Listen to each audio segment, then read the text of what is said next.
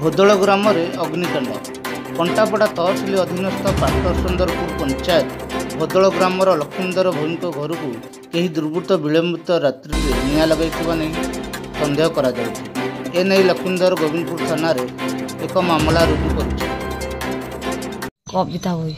अच्छा कौन असुविधा?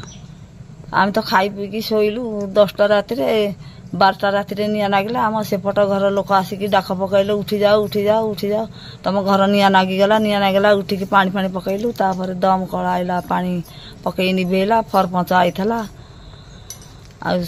एमती सब कर घर सब कौन कौन रोग रही घरे थेला चाउल अध बस्ता थेला टंका 10,000 थेला लुगापटा जिनस पतर सब तो थेला पोड़ी जली गला।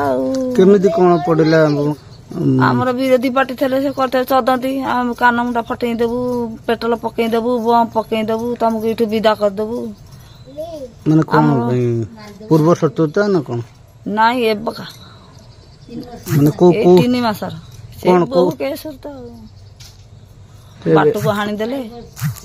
अच्छा एबे कौन अपन थाना रे शेयर करलेनी जाई होती और हमरो आरआई के आउ के आछंदी ना नहीं? नहीं से फर्म आइला आरआई आसीना जहाँ आपण करेंगे। अच्छा एबे कौन चाहूचंती आपण? एपण आमे आबे चाहबू नहीं सहयोग चाहबू नहीं न्याय चाहबू नहीं किसी साहाय्य करेंगे नहीं।